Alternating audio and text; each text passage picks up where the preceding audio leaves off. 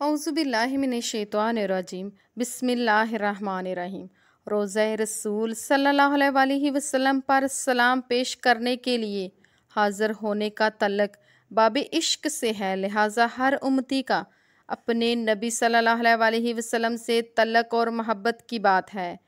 جس کا جتنی مرتبہ دل چاہے اپنے محبوب کے در پر حاضر ہو کر سلام پیش کرے۔ مدینہ منورہ حاضری کے موقع پر روضہ رسول صلی اللہ علیہ وآلہ وسلم پر حاضر ہونا اور سلام پیش کرنا ہر امتی پر رسول پاک صلی اللہ علیہ وآلہ وسلم کا حق ہے اور امتی کے لیے یہ بڑی سعادت کی بات ہے۔ باقی فقہ امت نے مدینہ منورہ حاضری کے وقت روضہ رسول صلی اللہ علیہ وآلہ وسلم پر حاضری اور سلام پیش کرنے کی کوئی تجویز ذکر نہیں کی کہ ایک بار پیش کیا جائے یا سفر میں زیادہ سے زیادہ کتنی مرتبہ روضہ رسول پر حاضری دی جا سکتی ہے۔ روضہ رسول پر سلام پیش کرنا صلی اللہ علیہ وآلہ وسلم پر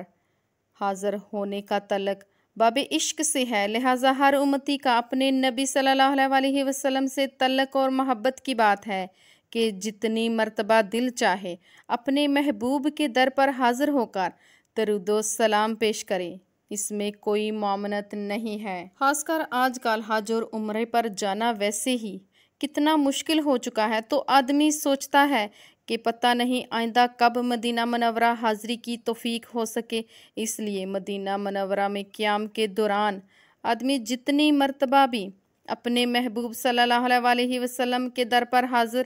ہونا چاہے حاضری دے سکتا ہے، کوئی ممانعت نہیں۔ اتنا خیال رکھنا چاہیے کہ روضہ رسول پر کثرت سے حاضری کی وجہ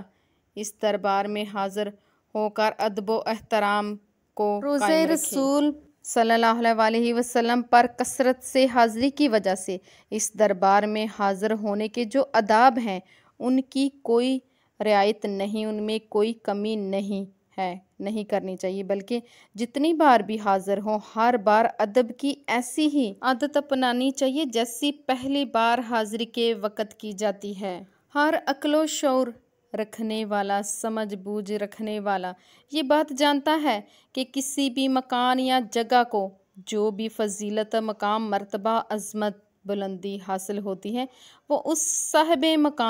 مکان والے کی وجہ سے حاصل ہوتی ہے، اس لیے یہ مثال مشہور ہے۔ مکان کی بزرگی اس میں رہنے والے سے ہوتی ہے۔ قرآن پاک کی ان آیت پر غور کرنے سے یہ بات بالکل واضح ہو جاتی ہے، جیسا کہ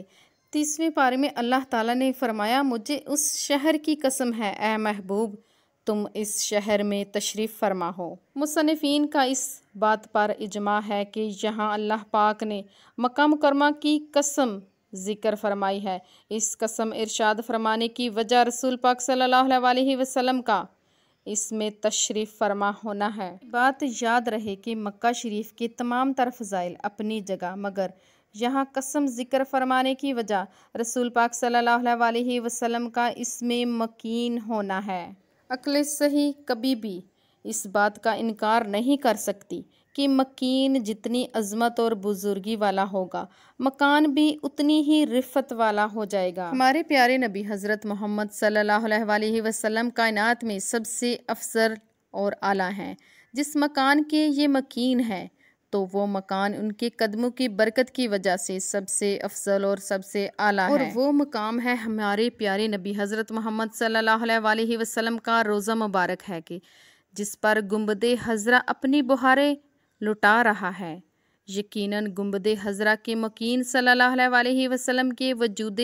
مسعود نے اس مقام کو بھی افضل اور اعلیٰ بنا دیا ہے، اس لیے اس کی زیارت کرنا، وہاں جانا افضل عبادت ہے۔ مدینہ منورہ سے واپسی کے وقت روضہ رسول صلی اللہ علیہ وآلہ وسلم پر حاضر ہو کر الوداعی سلام پیش کرنا طواف الوداع کی طرح باقاعدہ واجب یا سنت نہیں، لیکن اگر کوئی شخص رسول پاک صلی اللہ علیہ وآلہ وسلم اور آپ کے شہر سے جدائی کے وقت نبی اکرم صلی اللہ علیہ وآلہ وسلم کی محبت میں لازم سمجھے بغیر الوداع کی نیت سے سلام پیش کر کے مدینہ منورہ سے واپسی کرے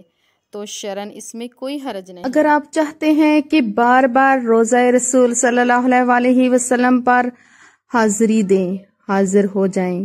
تو آپ کو یہ عمل کرنا ہوگا جب آپ پہلی بار روضہ رسول پر جائیں۔ روضہ رسول صلی اللہ علیہ وسلم کے ادب و احترام کے ساتھ ساتھ وہاں آئے ہوئے مہمانوں کا بھی ادب و احترام کرے۔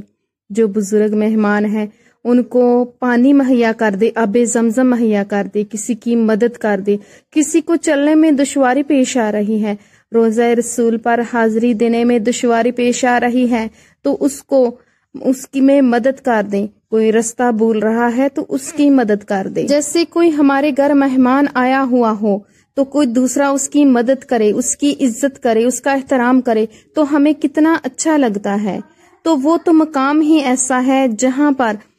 جو کسی گورے کو کالے پر، کسی کالے کو گورے پر انہوں نے ایسا پیغام دیا کہ کسی کو کوئی برتری حاصل نہیں سوائے تقویٰ کے۔ تو ہمیں ایسا تقویٰ پیش کرنا ہے کہ جو ہمارے رسول اللہ کو پسند آ جائے اور ہماری بار بار حاضری کا سبب بن جائے۔ اور مدینہ منورہ سے واپسی پر ہمیں نبی پاک کے روزے پر جا کر رو رو کر یہ عرض کرنی ہے کہ نبی پاک جی ہمیں صلی اللہ علیہ وسلم دوبارہ اپنے